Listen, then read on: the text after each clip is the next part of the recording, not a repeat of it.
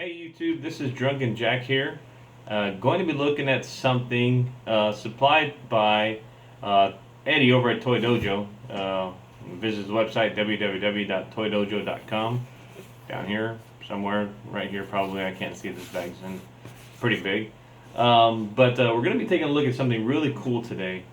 And some of you may know me. Some of you probably are like, I've never heard of you before in my life.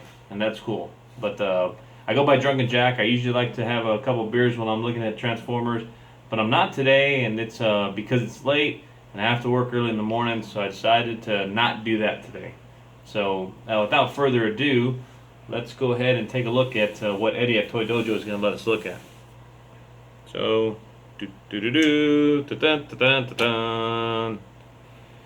here we go.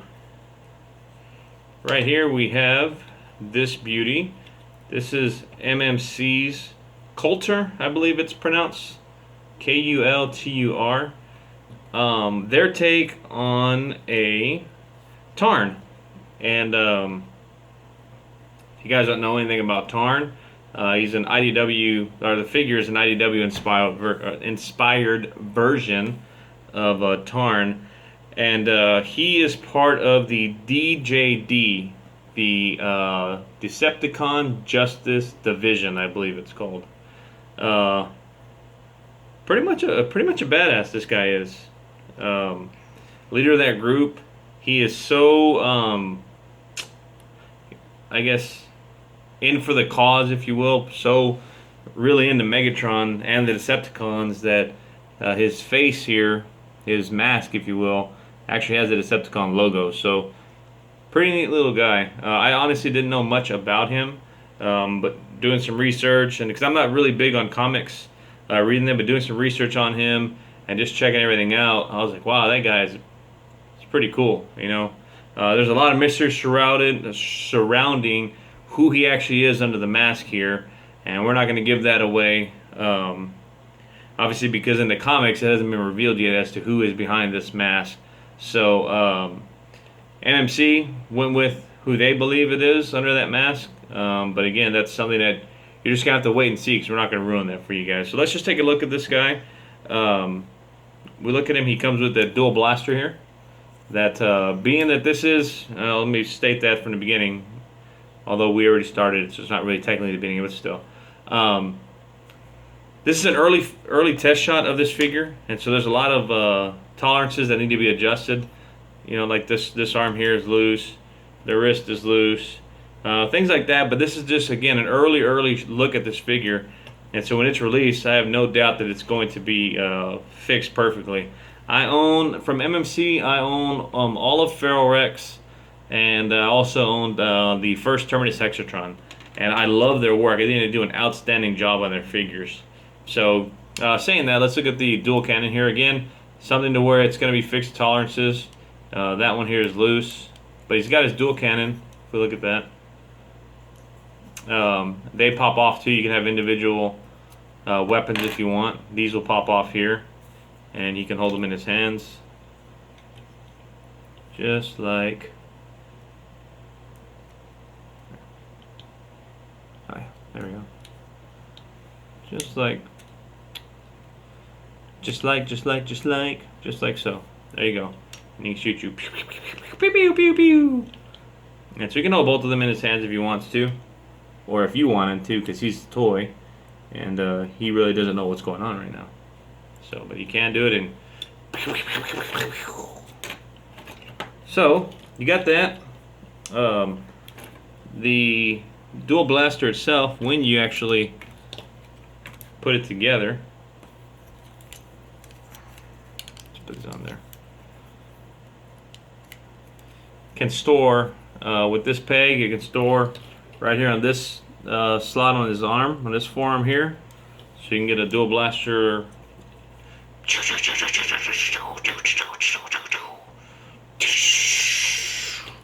destroying all kinds of stuff. You can put it on that arm, or he can put it on this arm here. The same. Again, right now they're loose because the tolerances on them need to be fixed. But they can also go right here on the back, on this one right there. And it's going to fit well inside there, although that is a round peg hole And this is a I don't know what the heck that shape is. It's kind of, it's rounded off on the edge here on both sides, and it's rectangular there, so it fits in there, and it fits in there really well. So you can kind of get that and stick that on there if you want to, and have that sitting on the back just like that. Okay, just if you want to store it like that. So let's get that off, and let's just kind of look at a few things about him. Overall, real nice looking figure. The thing I love is he's big and he's bulky. His arms are bulky. He's got these treads up here that don't move. They don't move, so when he's in his vehicle form, they're not going to move. As far as they're not going to roll, but they're big and bulky. Gives him a really big, muscular look to him. The arms themselves, they do rotate. You can get a full 360 spin on them like that. You can get them to come out like this. If you want both of them out like that, you can do that. He's got an upper bicep swivel right there. He's got a double jointed elbow. You can get one bend there and then the other bend there. So let's look at that on the side here. So you look at that, you got the bend here at the top portion and then the bend at the middle one there, or bottom portion. So you can bend up and then bend up again. Just like that. That we can give you a full bend on that arm there. The wrist itself is on a wrist swivel. And like I said, this one's real loose. This one's going to be fixed. And then for his hand, right now as it is, they have it just on a single pin that runs through the knuckles here, which is on us flesh creatures, if Megatron will.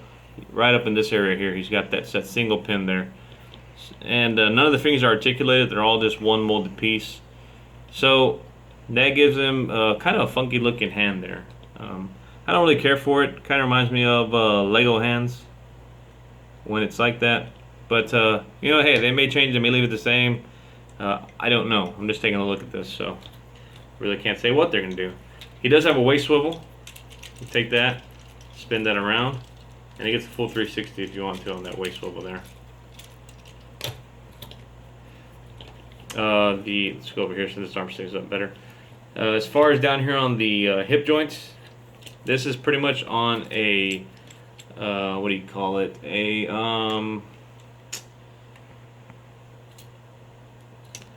I had it and I lost it, but it's not on a ratchet, if you will. It's just on a friction. There you go. It's like on a friction joint that just it's gonna hold. The legs are a little bit too heavy for this friction joint here, so maybe again that's something they will fix. I'm not sure. And then as far as forward and backward, it is on a soft ratchet, and you can hear them. I don't know if you can hear them, but I can hear them. So it comes up about this far right here going forward, and it goes back about that far going back there. So there's that. The knees themselves will bend about that far if you have this back tread sitting behind his calf there. If you move it to the side, like so, you're going to get a full bend just like that. So all depending on how you want to do it, you can leave the tread on the side, you can put the tread on the back. But again, if you leave the tread in the back, you don't get a full, you can see there, you don't get a full bend backwards there. So pull that there. And then down at the feet, and I don't know if this is for transformation. I'm not going to transform him. Just looking at him, we're going to go ahead and just take it. The feet do have a tilt. Let's go this way. It's a better view for you. You can tilt out like that. You can tilt up like this. His toes are also on a tilt. They can pivot up just like that. Not so much down. They're just locked in a straight position, but you can tilt them up just like so. Let's see, what else? As far as articulation goes, I think that's it. Just the overall look of the figure itself, I think it's really cool. Oh yeah, there's one more other thing. He does have a bit of a ab crunch, if you will. If you want to get him to bend forward, you can. Okay, like that. Oh, and then we didn't mention the head. So the head itself, it's on a ball joint. You can get him to look left. You can get him to look right. You can get him to look. You move this piece out. You can get him to look up all the way up like that, and down not so much, just because of the way it's restricted by the mask here. And then the mask itself, and then if you can just zoom in on that mask for me. The mask itself is really cool. That's my favorite feature on this figure, is the mask. I mean, I think that's so cool. If anybody's played Darksiders, specifically Part 2, Darksiders 2, Death is the main character in that one, and he has his mask on, and the mask is very similar to this one here, or this one I should say, is very similar to that one there. If you don't know what I'm talking about, just take a look at, Google it, Darksiders 2, and then look at the main character Death, and the bottom portion looks just like that. And I like how they got that, and then they have, like I said, the Decepticon symbol up here. So really, really cool. It's awesome. Like I said, the mask does pop off. We're not going to show that, but the mask does pop off to reveal a face underneath that. So really, really cool deal as far as that goes. I do like the color purple. The purple is a darker purple. Really neat. This figure looks to be hand painted. I can see some paintbrush marks up in here and things like that. But just all hand painted here. You got some golds in here. Got some pinks in here. Some silvers all over the place. And actually, for being hand painted, it's done really, really nice. I think they did a great job on it. Will the colors change when the final figure comes out? I don't know. I guess we'll find out when that, when that progresses. But really, really neat. These two also move like that on the back, and the backpack isn't actually bad at all. It's really actually a pretty slim backpack that he has on him. So really, really neat. I think he again looks 100% like he is in the IDW comic. And I know earlier I said I don't look at the comics, but just, again, doing research and looking at it, I just saw some pictures of him from the comics. And a buddy of mine who has the comics showed me him, and I was like, wow, it looks just like him. I mean, they did an awesome job with this figure. I may pick it up simply just for the mask alone. I think the mask is cool. So, but that's me. Let's go ahead and just bring in some other robots so you can kind of get a size comparison on just how tall he is. Down here I have Masterpiece Hot Rod, and this is obviously the smaller one that just came out, not the old crappy MP that came out years back. So you can just kind of get I need the idea how tall he is there. Masterpiece Sideswipe, so you can see how tall he is against those two guys there. And then I have, let's move him out of the way. This is MP10 mold. This is the KO MP10 Ultra Magnus version that I picked up. Really nice figure. But again, exact same mold as the MP10, just done up in white to look like Ultra Magnus without his gear on. So you can see he's a real tall figure. He comes up to about head. He almost comes up to Magnus's chest here. These cannon bits here are just maybe a hair shorter than the smokestacks. So really, really tall figure. Really good looking figure as well. Obviously, I'm not meant to scale with the MP line. Maybe more meant to scale with your classics or chug line. He will, but I think he's probably too small for the MP line. And his aesthetics just aren't made for, at least in my opinion, aren't made for the MP line.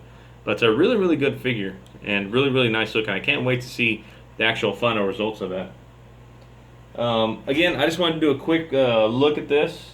Thanks to Eddie over at Toy Dojo. He was able to let me take a look at this. And thanks to MMC for letting us look at this as well. If you want to get more of an in-depth review of this, or an in-depth look, I should say, check out Pig for Life. He's going to be doing one more extensive. He has looked at this already, and he's given his thoughts on it. But he's going to be doing a more in-depth review sometime later on, I believe. So check him out. I'm going to put a link, make sure I'm saying this right, a link in the description, a link below, in the description, I guess, to his YouTube page so you guys can check him out. I'm sure a lot of you are already familiar with him. If you're not, he does full extensive reviews on all of the figures he reviews. So take a look at him and like him. Also, like Toy Dojo. If you've never been out to Toy Dojo, like I said, Eddie himself has a shop there in Austin, and he sells all these figures. So again, like, comment, subscribe, and let us know what you think. Thanks.